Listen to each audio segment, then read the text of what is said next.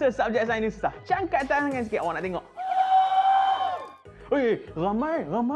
Ramai yang kata ni susah. Tak apa, kalau kata aku susah, jangan risau. Kita teruskan menonton SPM Pro Plus bagi subjek sains ni bersama dengan saya Iqbal. Kita akan senangkan yang susah tu sama-sama. Dalam kertas peperiksaan SPM Sains KSSM mulai tahun 2021 ni, calon kena jawab dua kertas. Iaitu kertas 1, kertas 2. Kertas 1 objektif, kertas 2 subjektif. Yang ada subjektif berbentuk subjektif berstruktur, subjektif respon terhad, subjektif respon terbuka.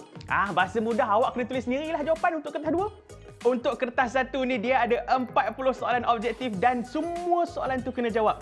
Setiap satu soalan, satu markah, jadi ada 40 markah. Semua soalan ni dia perlu dijawab dalam masa 1 jam 15 minit je. Dan semua silibus tingkatan 4 dan tingkatan 5 sains akan masuk dalam kertas 1 ni.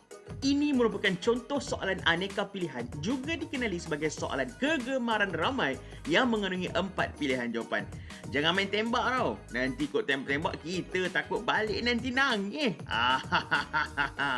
Soalan seperti ini pula namanya soalan aneka gabungan.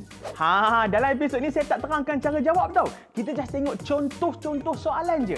Kalau nak tahu teknik, nak tahu tip yang best-best, tengok episod yang akan datang, okey? Kertas 2 pula dia ada soalan-soalan subjektif. Dia ada 3 bahagian. Bahagian A, bahagian B, dia item berstruktur. Manakala bahagian C pula adalah item respon terhad ataupun respon terbuka. Jumlah markah dia dekat sini adalah 80 markah. Pastikan semua soalan ini dijawab dalam masa 2 jam 30 minit sahaja. Bahagian A mengandungi 4 soalan dan kesemua soalan wajib dijawab. Bahagian A ni dia merangkumi soalan berkaitan dengan kemahiran proses sains dan juga aplikasi dan dia bawa 20 markah. Inilah dia contoh soalan bahagian A. Rajah menunjukkan radas yang disediakan untuk menjalankan satu eksperimen. Kedua-dua radas diletakkan di bawah cahaya matahari.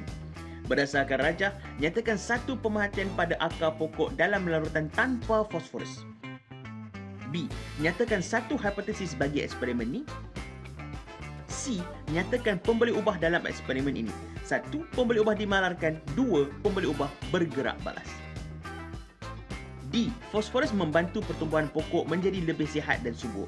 Pada pendapat kamu, apakah nutrisi lain yang boleh meningkatkan hasil tanaman selain daripada fosforus?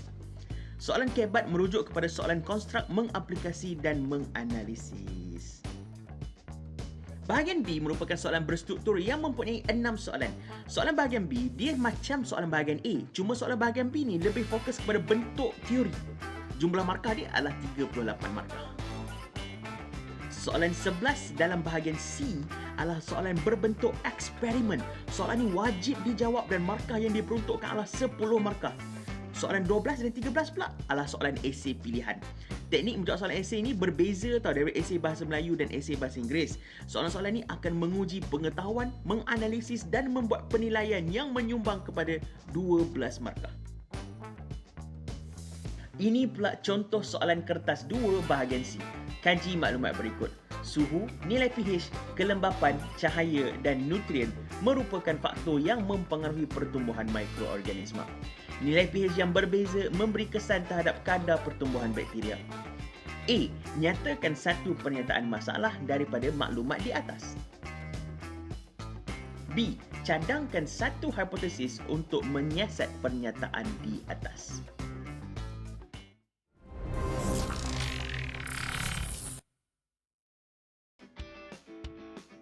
Berdasarkan pernyataan yang diberi, reka bentuk satu eksperimen makmal untuk menguji hipotesis anda dengan menggunakan larutan kultur bakteria, agar-agar nutrien, asid hidroklorik cair, air suling dan 2 buah piring Petri berlabel P dan Q.